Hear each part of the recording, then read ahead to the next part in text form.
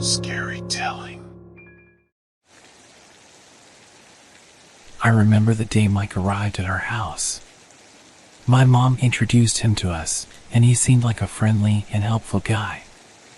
But my 8-year-old daughter, Sarah, didn't like him from the start. I couldn't understand why, but she always stayed in her room whenever Mike was around. At first, I didn't pay much attention to Sarah's behavior. I thought she was just going through a phase. But then strange things began happening around the house. Objects would move on their own, and we would hear whispers in the night.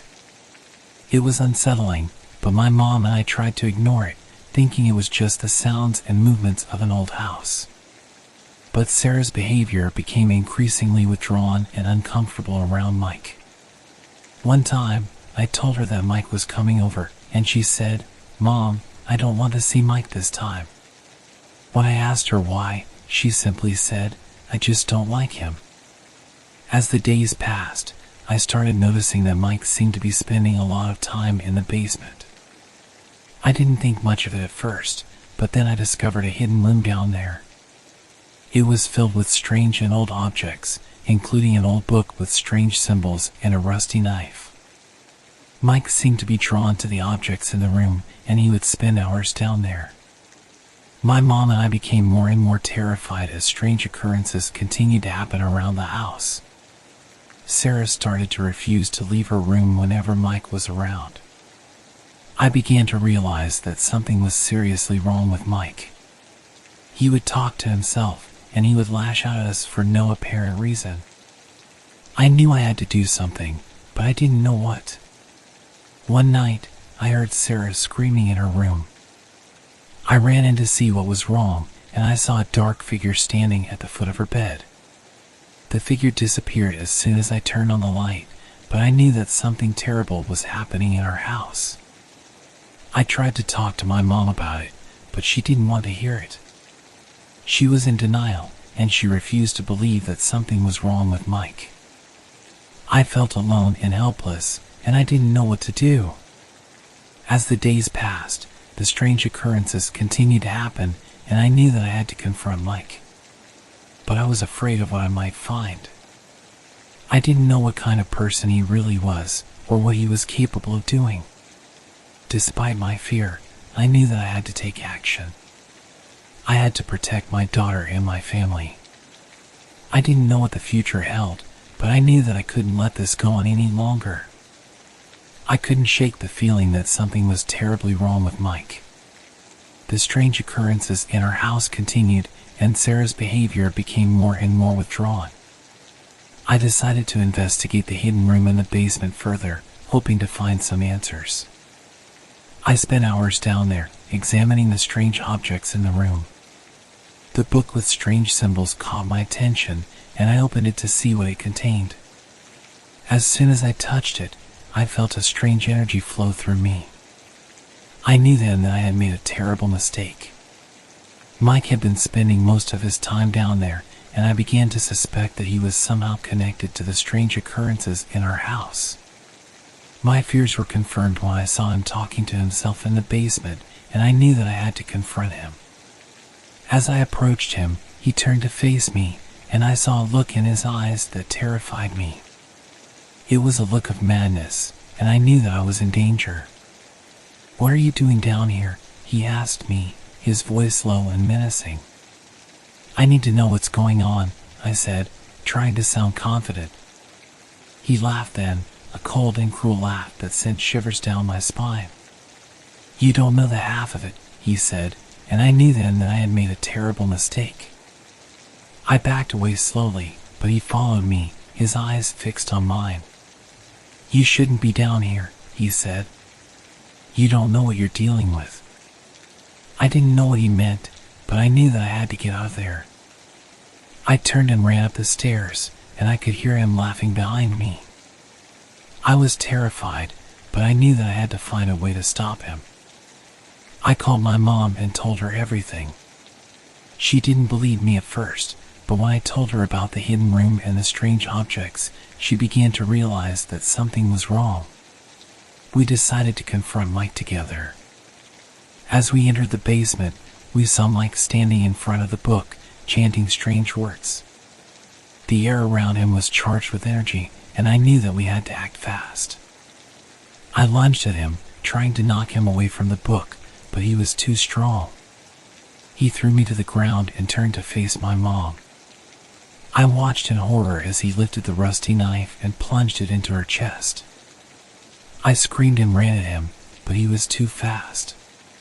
He turned and slashed at me with the knife, cutting my arm. I fell to the ground, and I could hear Sarah screaming upstairs. As I lay there, bleeding and helpless, I realized that I had made a terrible mistake. I had underestimated Mike, and now my family was paying the price. I knew then that I had to find a way to stop him before it was too late. After the horrifying events in the hidden room, I was left feeling helpless and terrified. Mike had stabbed my mother, and I had been injured in the struggle. But worst of all, I knew that something was terribly wrong with him.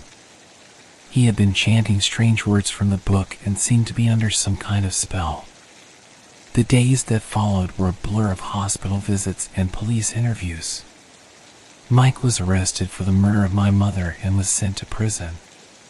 But I knew that something else was at play. The strange occurrences in our house continued, and I began to suspect that Mike had unleashed something that he couldn't control. As the days passed, I started to feel like I was losing control of my mind and my body. I would wake up in the middle of the night and find myself standing in the basement, staring at the book with strange symbols. I would hear whispers in my ear, and I knew that something was taking hold of me.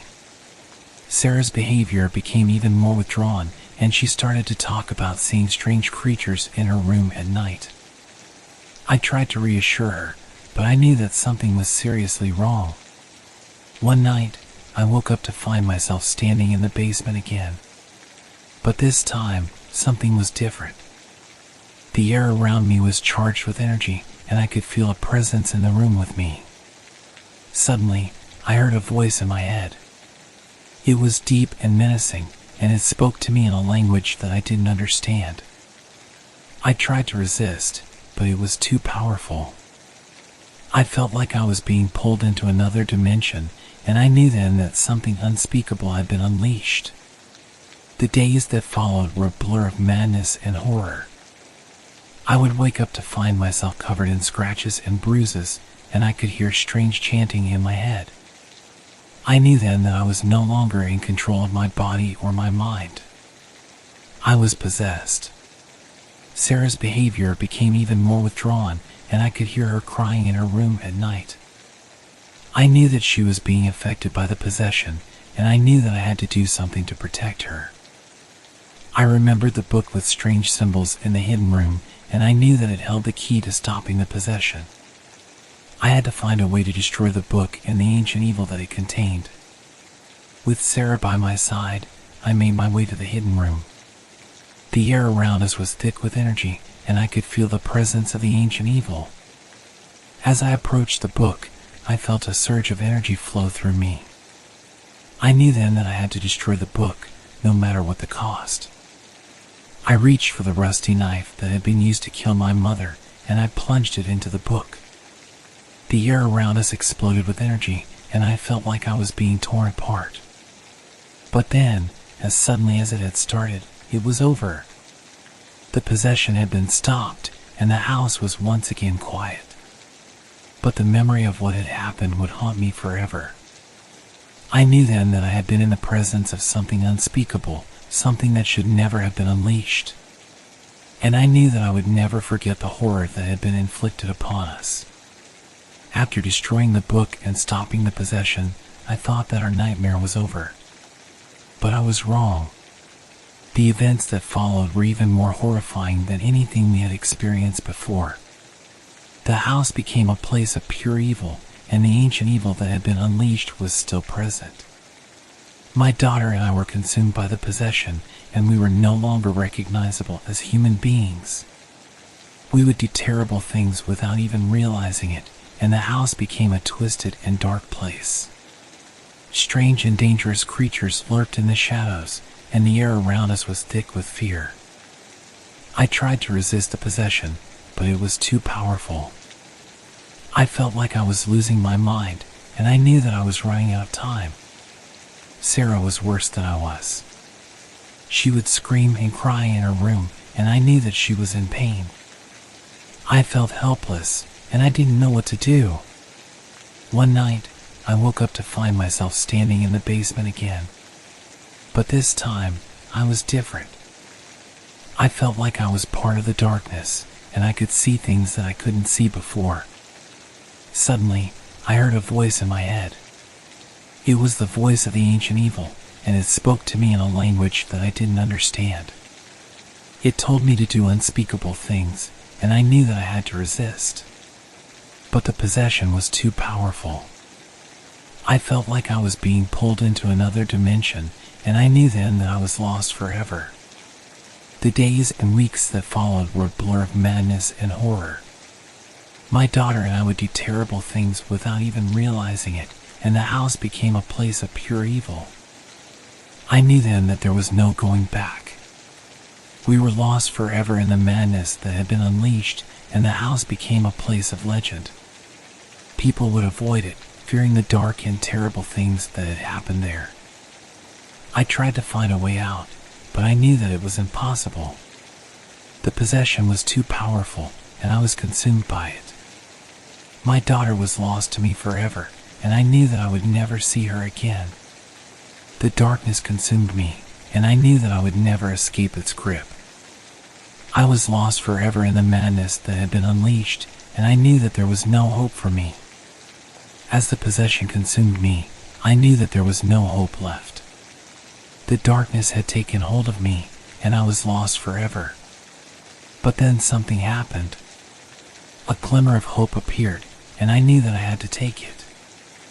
I had to find a way to end the madness that had been unleashed, no matter what the cost. I remembered the book with strange symbols, and I knew that it was the key to stopping the ancient evil. But it was guarded by powerful creatures that lurked in the shadows. I knew then that I had to confront the creatures, no matter what the cost. I gathered all the strength I had left and made my way to the hidden room. As I approached the room, I could feel the power of the ancient evil. The creatures that guarded the book were watching me, and I knew that they would not let me pass without a fight. I took a deep breath and stepped into the room. The creatures were waiting for me, their eyes glowing with an otherworldly light. I knew that I was no match for them, but I had to try. We fought for what seemed like hours, and I was badly injured. But then, something happened. The book with strange symbols started to glow, and the creatures backed away, their eyes filled with fear. I knew then that I had won. The ancient evil had been defeated, and the house was once again quiet. I made my way back to my daughter's room, and I saw that she was sleeping peacefully for the first time in weeks. As I sat by her side, I realized that we had been given a second chance. We had survived the horror that had been unleashed, and we had emerged on the other side. But the memory of what had happened would haunt me forever. I knew then that I had been in the presence of something unspeakable, something that should never have been unleashed. And I knew that I would never forget the horror that had been inflicted upon us. In the end, I knew that I had done what I had to do. I had faced the darkness and emerged victorious. And though the scars of the past would never fully heal, I knew that I had the strength to move forward, to live my life to the fullest, and to never forget the lessons that I had learned.